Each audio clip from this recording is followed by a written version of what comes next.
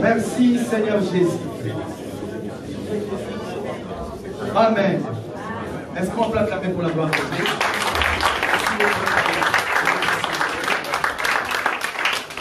Voilà. Alors vous savez, l'évangile que nous prêchons, c'est vrai, il y a beaucoup de choses qui se sont passées. Si tous nous allons commencer à témoigner, vous allez vous rendre compte qu'il y a des choses. Il y a des gens même qui ont ingénié le docteur Roger, mais aujourd'hui, ils font part de l'Assemblée. C'est tout juste un petit témoignage. Nous, l'Assemblée des Unis de Paris, tous ces derniers temps, on reçoit des gens qui viennent comme ça là. Et quand je me souviens, il y a de cela 3 semaines, il y a un frère qui était venu dans l'Assemblée. C'était le dimanche, j'étais en train de prêcher, j'ai fini de prêcher. Quand on a reçu le nouveau, il a dit, c'est ça l'évangile que j'ai cherché. Mais il y en a un a dit cet évangile, mais il a dit directement, je reste, c'est ça l'évangile que j'ai cherché. Et le vendredi, il y a un autre qui a été invité par notre bien-aimé qui est là. Le vendredi, il a écouté, il avait des boucles d'oreilles et tout. Quand il a écouté, il a dit non, non, non, ça devient ma maison. Donc cet évangile, nous qui les avons, conservez-le très bien. Parce que vous ne savez pas l'importance de cet évangile. Hein? Et que l'orgueil de cet évangile soit loin de nous. Sinon, ça va nous détruire. Alors aujourd'hui, je me suis dit, Seigneur, j'avais prévu quelque chose de parler.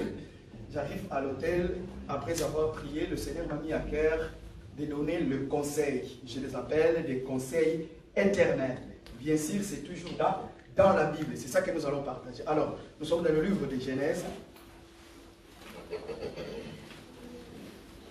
Nous sommes dans le livre de Genèse, chapitre 3.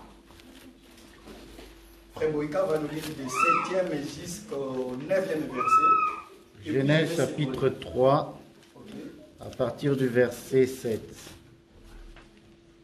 Écoutez très bien la lecture. Je lis au nom de Jésus. Si vous écoutez juste la lecture, vous allez déjà comprendre de quoi je vais parler. Les yeux de l'un de l'autre s'ouvrirent. Parce qu'ils venaient de tomber dans le péché, voilà pourquoi les yeux sont. Voilà. Ils connurent qu'ils étaient nus. Ok, donc si on ne tombe pas dans le péché, personne ne peut se rendre compte nu. N'est-ce pas? Donc, si tu es dans le péché, c'est à ce moment-là que tu vas te rendre compte que tu es nu. Allez-y. Et ayant conçu des feuilles de figuier, ils s'en firent des ceintures. Quand on tombe dans le péché, à ce moment-là, vous avez perdu la gloire de Dieu qui était en vous. La robe de Dieu maintenant, c'est à vous, vous allez faire une robe pour cacher votre péché, n'est-ce pas? Pour cacher votre honte qui est votre nudité. Allez-y. Alors ils entendirent la voix de l'Éternel Dieu qui parcourait le jardin vers le soir. Ok. La voix de l'Éternel Dieu qui parcourait le jardin les soirs. Pas le matin, pas le midi, mais juste les soirs. Retenez une chose, la définition de la prière. C'est quoi la définition de la prière? La définition de la prière, ça veut tout simplement dire parler à Dieu.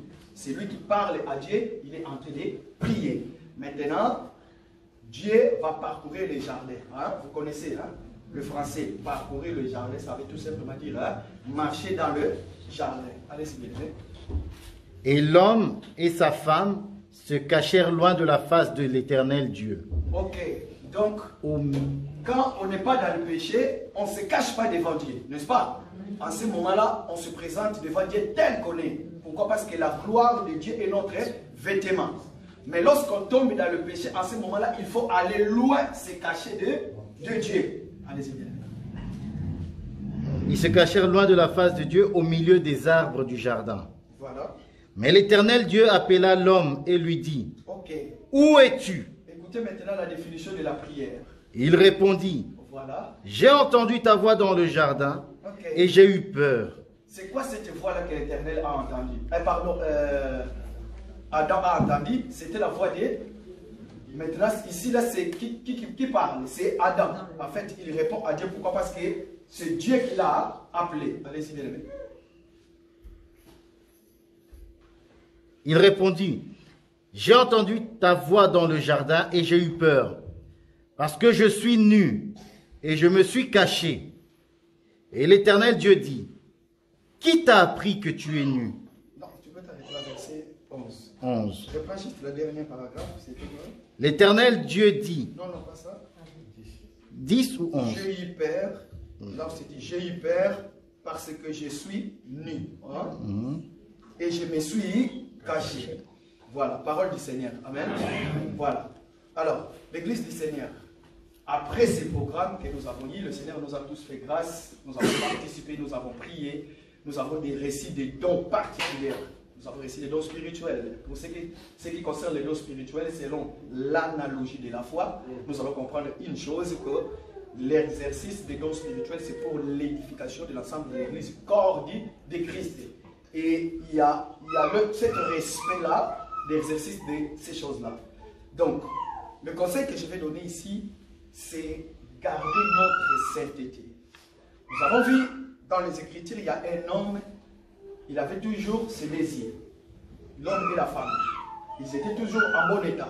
Ils avaient leurs yeux. Ils pouvaient voir, entendre, écouter et parler. Mais regardez une chose. Après avoir qu'il est tombé dans le péché, la Bible nous dit que le yeux de l'un à l'autre fait quoi? S'ouvrir. Ah, donc, est-ce que nous voulons dire qu'avant ils étaient aveugles? Ils étaient aveugles quant au péché, mais pas quant à Dieu. Donc, ça veut tout simplement dire, voilà pourquoi nous allons comprendre. C'est lui qui parle à Dieu. C'est lui qui est en train de prier, il parle à Dieu. Et il y a un moment, il faut voir Dieu. Dans le jardin d'Éden, l'homme et la femme parlaient à Dieu, voix audible. Nous avons les Écritures. Maintenant, regardez. Les yeux de l'un à l'autre s'ouvrirent et ils connurent qu'ils étaient nus. C'est ça le problème. Vous savez, lorsque vous tombez dans le péché, lorsque le péché est là, la première des choses, nous avons les yeux figés pour vous voir. Nous voyons, nous disons que tel que nous sommes là tous, nous sommes des vierges sages.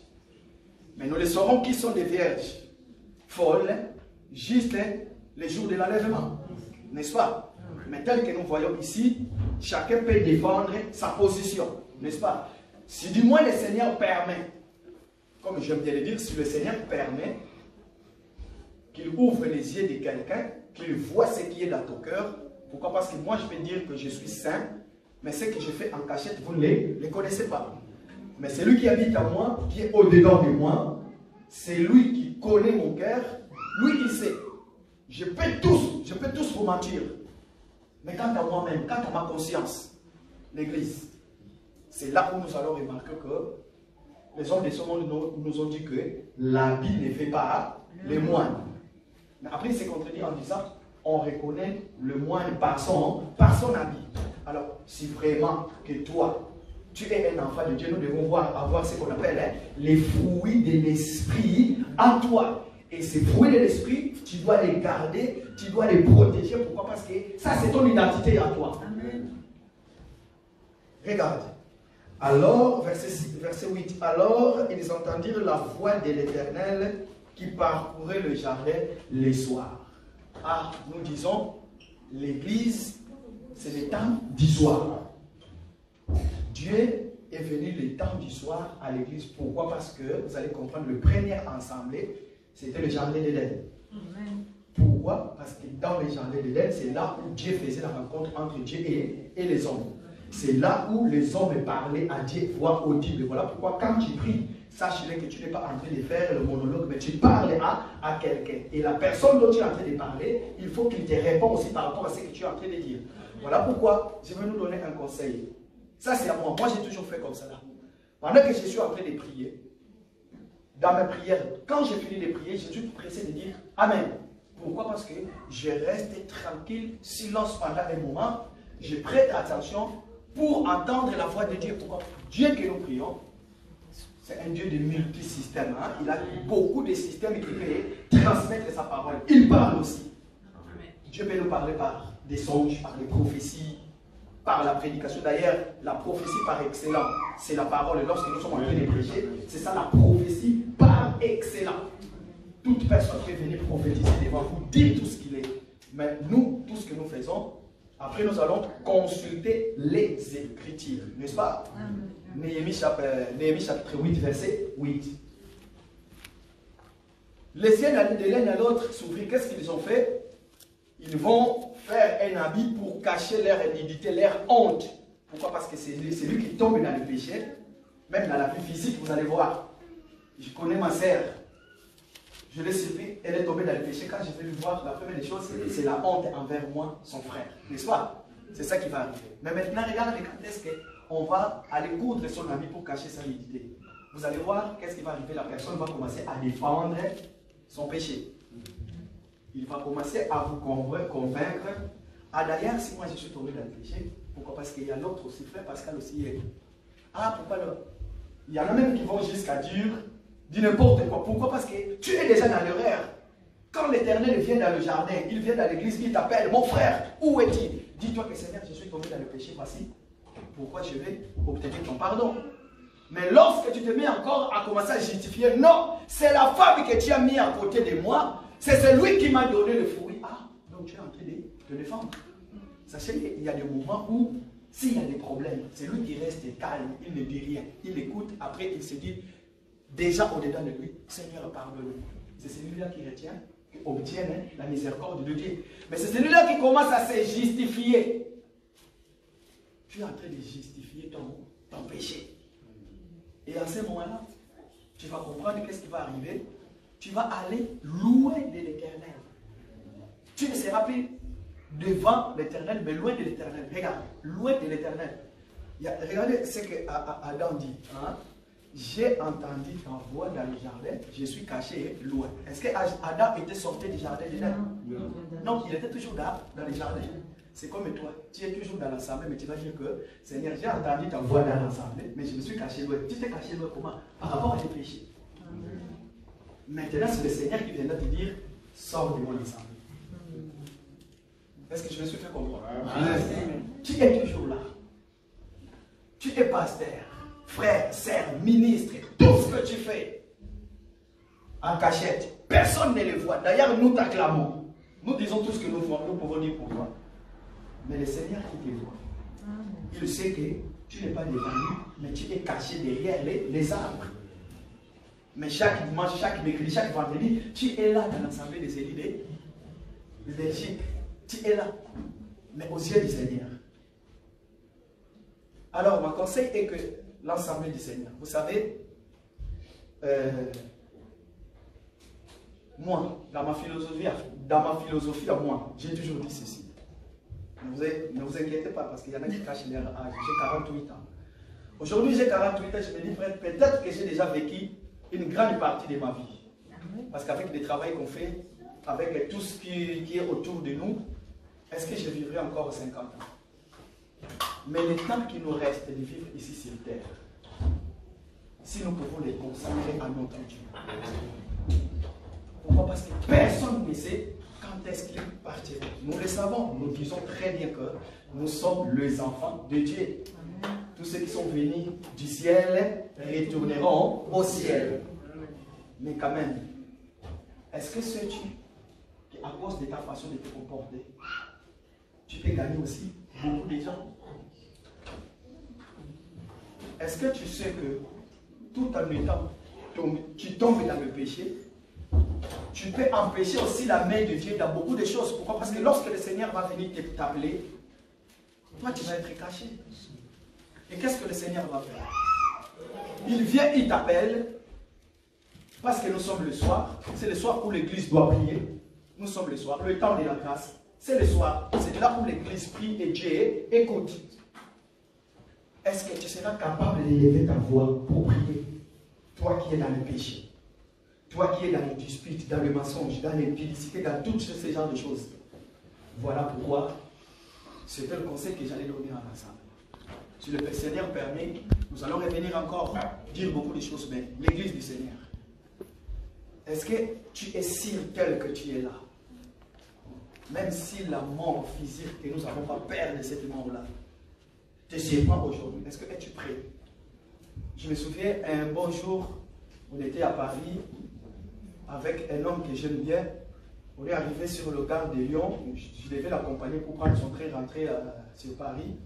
Il se sentait mal. Il me dit, ah, Seigneur, si c'est par cette maladie que tu vas me prendre, que je puisse partir, ça sera une bonne chose pour moi. Et je suis arrivé à la maison.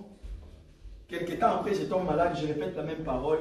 Je regarde les yeux de celui qui habite avec moi dans la même maison. Ce n'était pas pareil. Pourquoi? Parce que chacun de nous se connaît.